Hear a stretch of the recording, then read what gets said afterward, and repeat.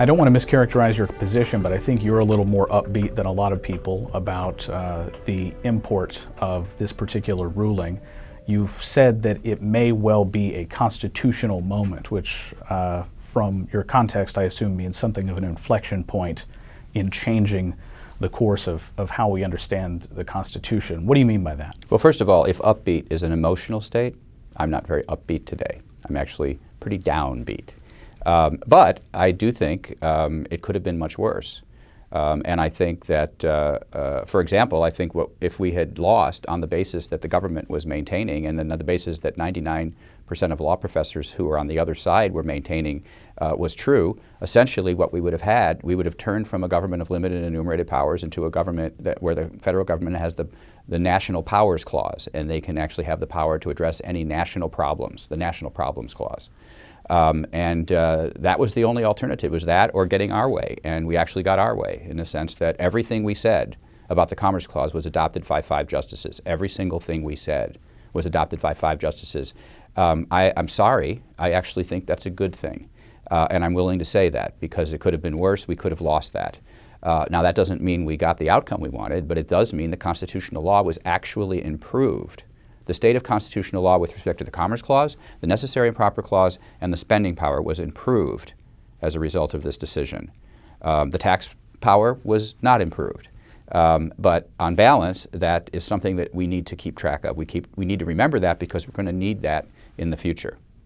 Now, as for the inflection point you asked me about, I think the public engagement in this case and the public's displeasure with the outcome of this case, and in particular the way the case was decided, could provide an inflection point in which a different administration appoints different justices to the court than have been appointed in recent history, and that turns into a constitutional moment, a change in constitutional law. It's happened before against us, and there's no natural law why that can't happen again in our favor.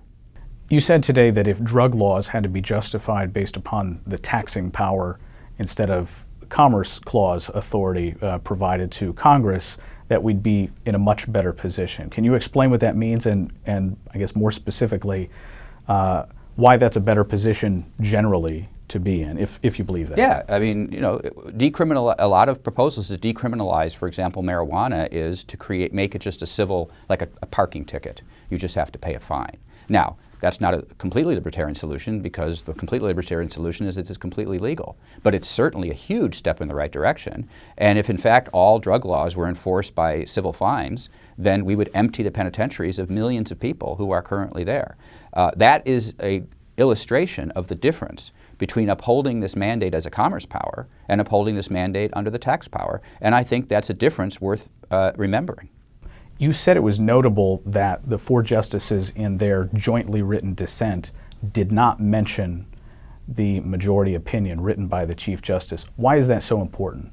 Well, it's because it sends a signal that they were so upset by the way the Chief Justice reached his conclusion, the manner in which he decided this case, that they wanted to express that displeasure by not referring to him. I mean, I fully believe that if Chief Justice Roberts had voted to uphold the law on that basis in conference the day of the argument, they would have had no hard feelings about that. They would have said, look, that's just the way it is. You know, sometimes we win and sometimes we lose. And in fact, I would have felt that way about it. I would have been very disappointed, but I would have felt we lost fair and square.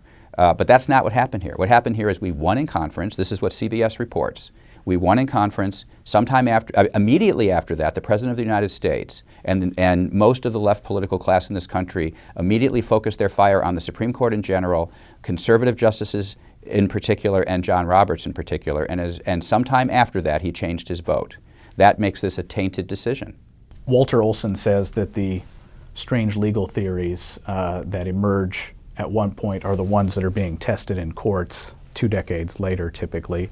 Given this decision and how it went against so much of the law professoriate, what has to be rewritten at this point? Well, I mean, this isn't an example of a moral victory like we had in Raich, where we had 3 votes, Chief Justice Rehnquist, Justice O'Connor, and Thomas, for our position on the Commerce Clause. That's a moral victory. It was better than nothing, but I didn't want a moral victory in this case. We've got 5 votes for the positions we've been arguing for 5 years, for the positions that academic experts, supposed experts, have said were frivolous arguments, not serious, have no chance whatsoever. We got 5 votes for that. And so that is the point that I think that needs to be emphasized with respect to the Commerce Clause, the Necessary and Proper Clause, and the spending power. The part that has to be redone in the future is the tax power. But given the reasons why that tax power decision were reached, why the 5th vote went that way, by rewriting the statute to bring it under the tax power, giving it a, quote, saving construction, which we might also call a political construction, I don't think that that precedent is going to be a very strong one. It could be easily limited, if not reversed, by a majority of justices who agree essentially with the 4 dissenting justices in this case in the future.